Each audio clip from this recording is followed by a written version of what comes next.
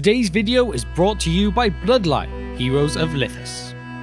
Hello and welcome to The Broken Sword, your YouTube home for the Lord of the Rings and all things J.R.R. Tolkien. In today's video, we are looking at the Fellowship of the Ring and how both the movie and the book start things off. Build me an army worthy of Mordor.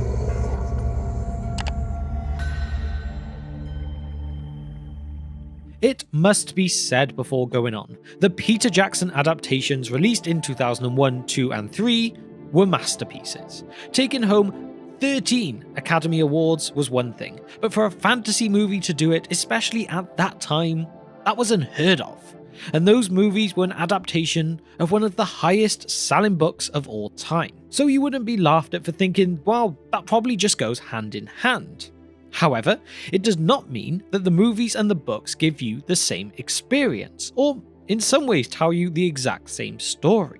Many things were altered, adapted, and really ripped apart. So that's why in today's video, we will look at the differences between the two iterations, starting from the very beginning. After all, what better place is there to start? Now before we get into our book versus movie, let's take a moment to talk about our sponsor, Bloodline, Heroes of Lithas. If you like Tolkien, you tend to like fantasy, and this is a great current fantasy mobile game.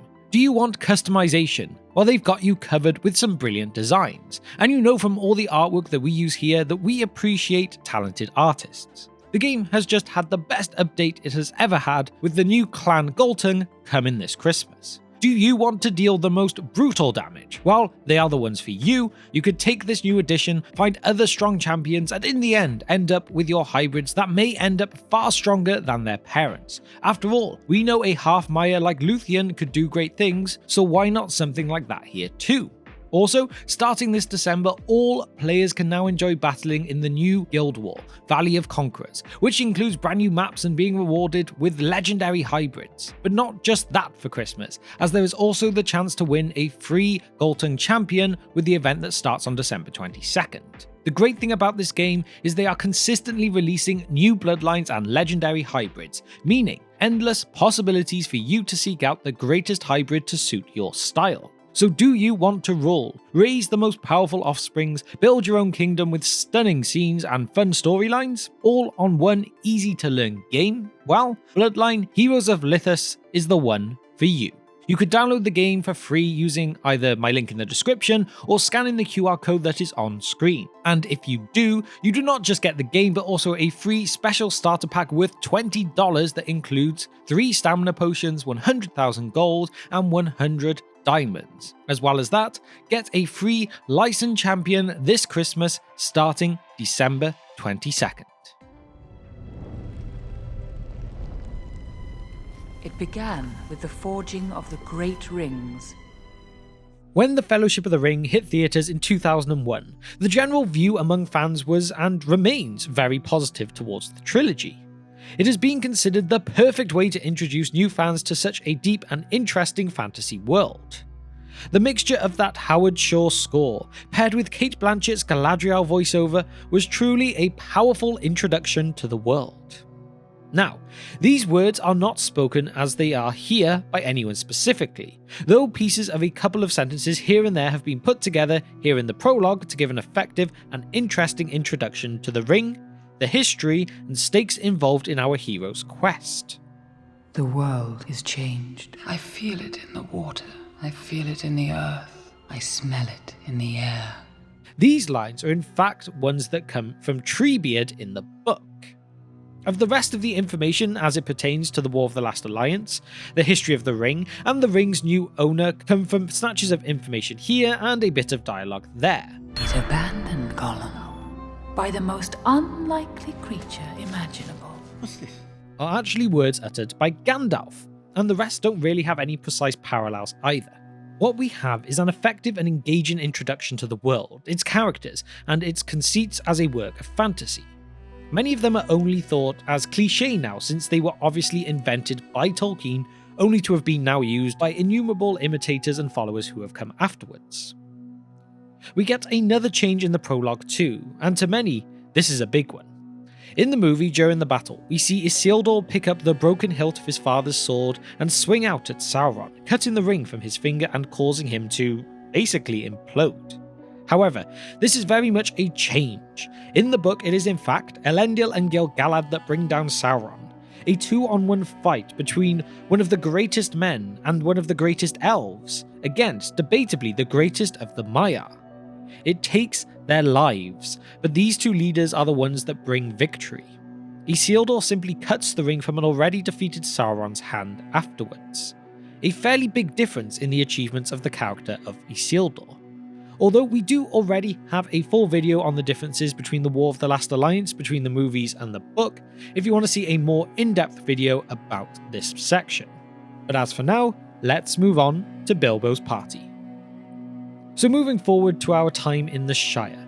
In the text, Bilbo's party is an event that ends differently, as Gandalf spoils his joke by aid in his disappearance, which he explains as his efforts to distract anyone from what could be actual magic, not the sort of fireworks and delightful showers of light that Gandalf can conjure up himself, but something more ancient, something on the threshold of unnatural. One of the first hints at the strangeness of the ring must be understood in such context that orders it properly. I mean, Tolkien did end up having to change part of the Hobbit book, specifically the Riddles in the Dark chapter, after he decided to create a sequel to it through The Lord of the Rings. Whereas in the movie, Gandalf plays no part, there is no distraction, although he seems to have some idea what's going to happen. Bilbo simply disappears into thin air here. And I will also add that Bilbo's party is spent with him going out of his way to drink more than his guests, to the point as well that his speech is in fact longer and more involved in the book than we get from the movie, although we do still get the iconic line, "I don't know half of you half as well as I should like, and I like less than half of you half as well as you deserve." Then we have our first introduction to Merry and Pippin, coming as we see them being mischievous, stealing a large dragon firework and setting it off. This firework does exist in the text, but it is not set off by the Hobbits. It is purposely set off by Gandalf as a tribute to Bilbo for his experiences with Smaug in The Hobbit, not as an accident that scares many of them. Moving on though, another big difference is the change to the time frame from the book and the first film. From the time Bilbo leaves to the time Frodo does not come across as an awful amount of time. Yes, we see Gandalf go off to Minas Tirith to research, but you could take this as maybe a week or two, maybe a month at most. You could be forgiven for thinking it's not long. However, in the books, this is a vastly longer period of time. It is the year 3001 when Frodo comes of age at their birthday party, but he does not learn this is the one ring that he has until 3018 when he finally sets off. 17 years compared to maybe a month at most. That is a big difference in terms of the age of the character. For the movie, it is understandable why that was never specified because of the lack of change in Frodo's appearance, as this probably would have just been a bit more confusing than really necessary. If we also just take a quick step back though, I mentioned about Gandalf visiting Minas Tirith in the movie. This is another instance of change. In the books, when Gandalf leaves the Shire to gather more information, this is where the hunt for Gollum takes place instead, to learn what he can from the creature, rather than going straight to the archives in Gondor. It is only during the hunt that he remembers about the Scroll of Isildur, and how that may potentially hold some answers too, not his first port of call. This next point is a quick one, and it comes from the conversations between Gandalf and Saruman during their meeting at Orthanc. In the movies, Gandalf outright reveals to Saruman that the One Ring is in the Shire, right under his very nose. However, in the book, Gandalf never states this as fact. Saruman instead has to work it out for himself based on different bits of information he has gotten from different sources. So in a way, showing off his smarts a bit more in the book with how cunning he truly is, rather than the more outright traitor he comes across like in the movies. With that though, let us move on to our final section of the departure of Frodo and his friends. In the books, Frodo is clever about his leaving. He has purchased a new house on the border of the Shire so that he can slip away with fewer eyes on him, and takes his time so as not to arouse suspicion. However, in the movie, it is a case of, this ring is bad, I must leave that night. In the book, Frodo intends to make the journey on his own, but discovers his friends, Sam, Merry, Pippin and Fatty, know all about his troubles and his true plans. Merry specifically has been close to Bilbo in the past and has learned many things, far smarter than maybe he comes across in the movies. The group though decide to leave Fatty at Frodo's house to impersonate him for as long as possible, while the others go into the Old Forest with Frodo as their journey begins. Again, vastly different from just bumping into Merry and Pippin on their way. And no Fatty Bolger at all. That one's a travesty. In the movie, we never get to meet Farmer Maggot outside of an off-screen voice. There is no Old Forest, no Tom Bombadil, no Barrow Wights. This means we never got to hear good old Tom from our screens. But for terms of the pacing of the movie, I guess it really is understandable. But I would actually like to know from all of you, do you think that it was right or wrong to not have included this whole section and Fatty in the movies? Or does it just make sense now seeing how the movies did turn out? Let me know this in the comment section below.